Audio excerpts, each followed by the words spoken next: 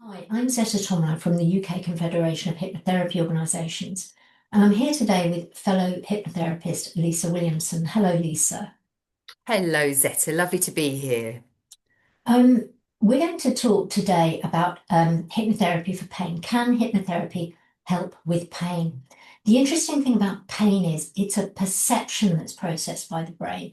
So information is sent via nociceptors through nerve points on the spine up to the brain, so this cerebral cortex, and pain transmitting and pain modulating substances are released. And that information is taken by the brain and is processed, and it takes into account other factors such as emotions at the time of the pain event. So various things can affect how pain is perceived or felt. This makes it so interesting because what on one day can be agony, on another day might not be for an individual, or for one person might be very painful, but for someone else is quite manageable. Have you come across in your work, Lisa, and kind of what kind of chronic pain have you worked with?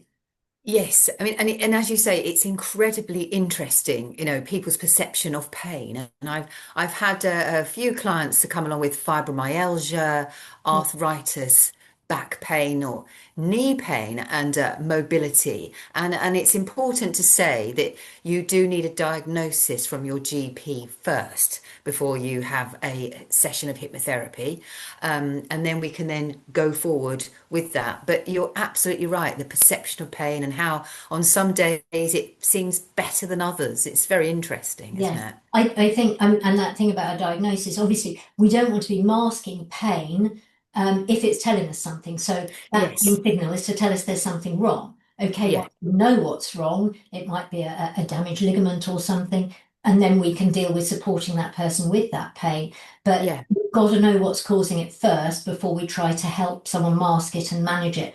And also, they could end up doing too much. It Yes. might be you don't want to dull it altogether in a sense. You want to make it manageable, don't you? Yes, Um, absolutely. Yes. so have you ever used a pain blocker, that sort of pain blocker technique? Now that's yes. Now that is very, very, very interesting. So obviously the client will start from a place of relaxation or trance, a deeper trance. You find out, of course, where they feel best to relax, and then what I do is, or the script is, it's a fantastic script, is that you get the client to press the point just above the pain. And then that stops the signal from the injured area to the brain. And it's a direct suggestion of Yeah, I'm stopping this pain signal yeah, now. yeah, And because the client wants to be in session, because they want to stop the pain and they want to control the pain, you do that with them, and then you also add, when they're in this place of trance, is that when you feel the pain again, you touch the area just above the pain, and basically turn the pain yeah, off yeah, or turn it down. yeah, yeah, Um, it's quite incredible, really. But of course, you've already relaxed the client very much yes, completely, so yeah. they're feeling confident to do Yeah, that. yeah. And of course, the more relaxed you are, the pain eases anyway, because when we tense into pain, we make it worse. Yes. So the very act of relaxing is part of the experience, isn't it? But that pain blocker is so interesting. I've used it, for example, with patients when they were having trouble getting a cannula put in their hand in hospital and Yeah. blocking it at the wrist, so you're not get that discomfort's not going to go to your brain. Your brain's not going to receive the signal. Of course, you then want to release the signal. Now we're opening up that communication when the discomfort is much easier. So Yes. I guess this takes us slightly into the pathway of hypnoanesthesia. I remember when I was studying hypnotherapy, how fascinated I was by this Yes. boy of James Esdale, who did these experiments in India where they were doing amputations and using hypnoanesthesia because they had no anesthetic at that time. And Yes. I remember Yes. him doing a demonstration in London to a lot of doctors, and they said the person who was having their leg sawn off was pretending not to feel the pain, which is just so ridiculous, isn't it? Just imagining that, because they didn't want to accept the power of hypnoanesthesia. But if we Yes. accept the evidence of that, of which there is so much, then Yeah. we have so much power in which to control what we sense and what we feel, don't we? Oh, absolutely. It's incredible, isn't it? And even something completely different from, do you remember those sort of pedicure places that had the little fishes in, Oh, so yes. that people they put their feet in, and the idea is, I'm not sure it's a gimmick or what, the little fishes would then eat the dead skin. Yeah, And yeah, I remember them saying, just as you put your feet in, you don't think of the little fishes nibbling your feet. You think of it like bubbles, yeah, yeah, yeah, champagne or beer bubbles, yeah, yeah. champagne bubbles.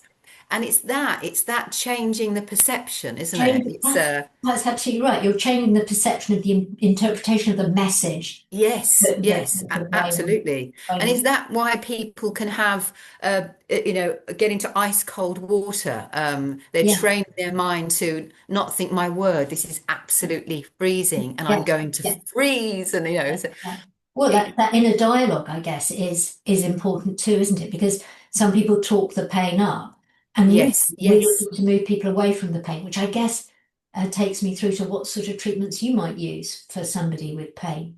Are you using distraction techniques and Well, I think, as you said, the pain blocker is very interesting, and but I tend to find that, well, like we've discussed before, that getting to that relaxed space.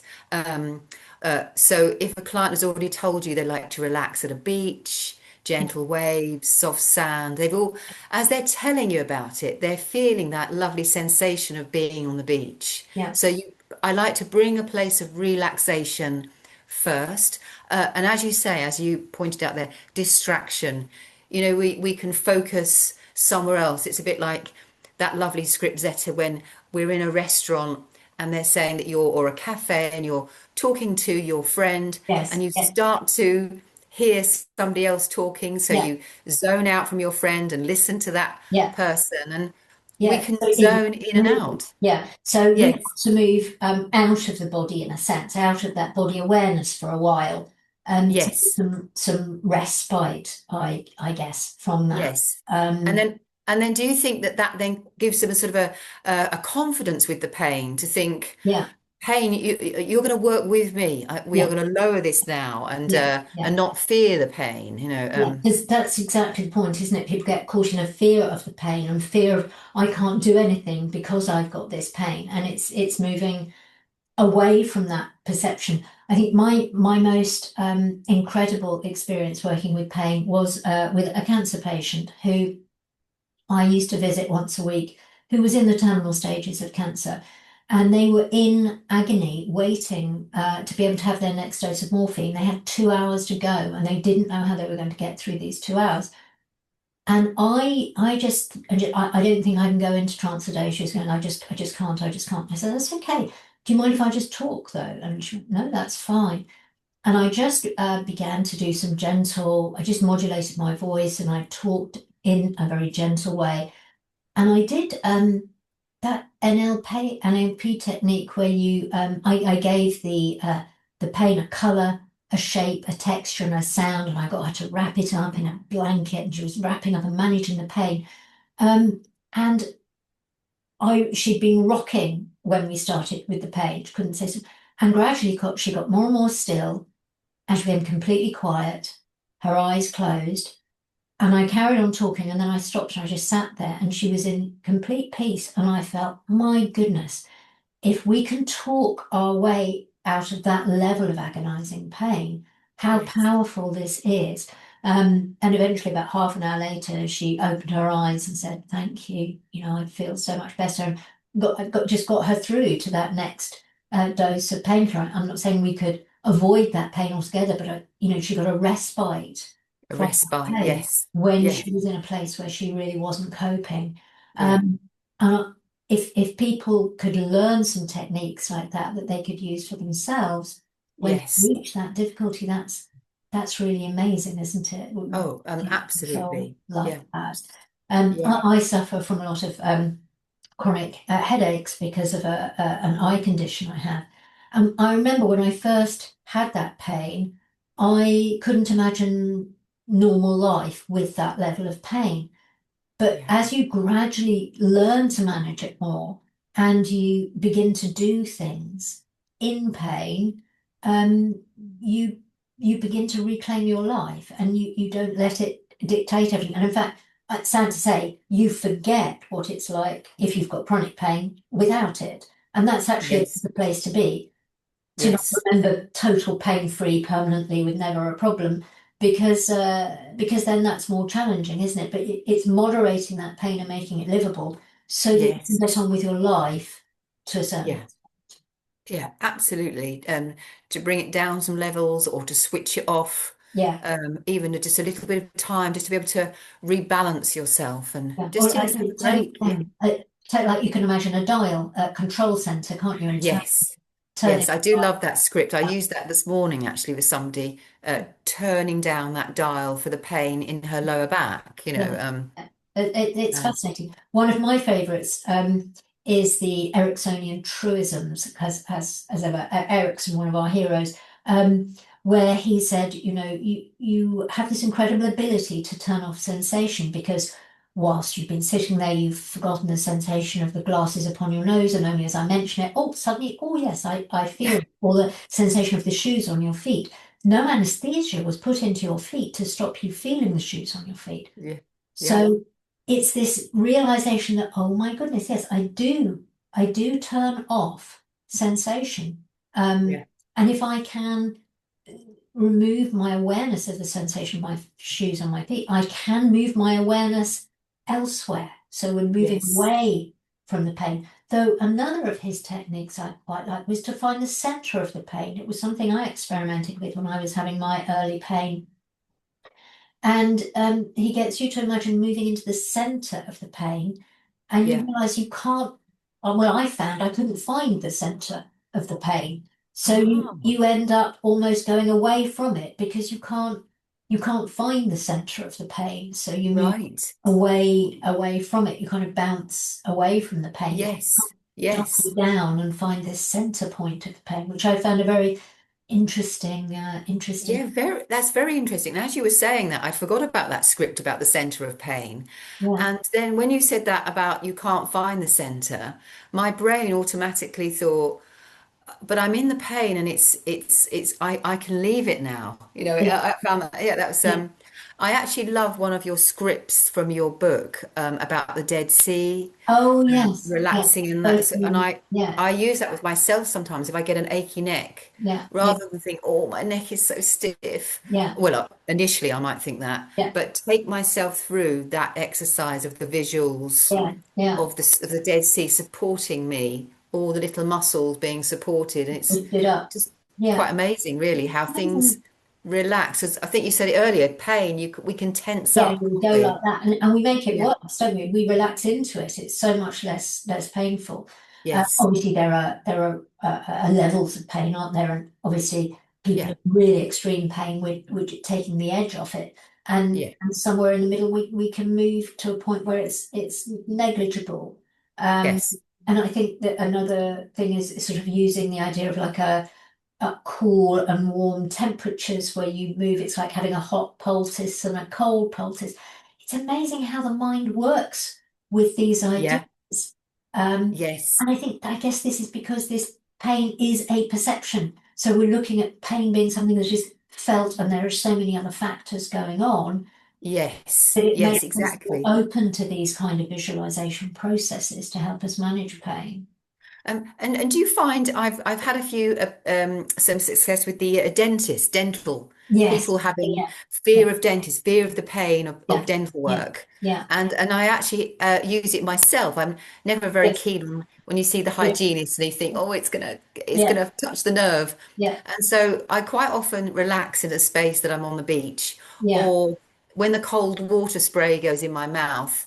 I just sort of think, oh, it's cooling my gums in such a Yeah. lovely way. It's just Yeah. cooling them down. So Yeah. So I know it's there still, but it's not Yeah, such a terrible, I'm not moving away from the cold yeah, thinking, oh yeah. no, Yeah, yeah. So It's amazing what we can do. And as long ago as 2007, there was a huge research project into hypnotherapy for chronic pain.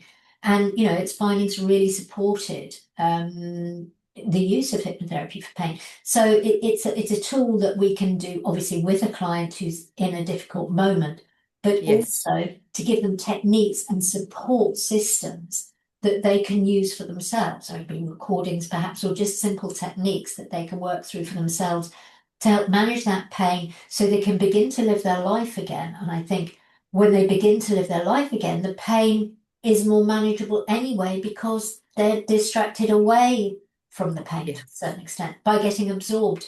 As yes, get absorbed in an interesting conversation, you forget for a few minutes about the pain. And it's only when that conversation stops, you go, oh, is that, oh yeah, it is still there. But you've moved away from it. And it's, I yeah. guess, I think people are aware that there is this fluid in and out movement of the awareness of pain. Yes, yeah, absolutely. It's incredible, really, isn't it? It's the same as if pain or sounds, becoming aware of the sounds outside or not. But as you say, I mean, I think that's a perfect one. When did you become aware again of your glasses on your Yeah, face yeah, yeah, or yeah, fascinating? yeah, And I like the heat and the cold, as you were yeah, suggesting, yeah, yeah, yeah.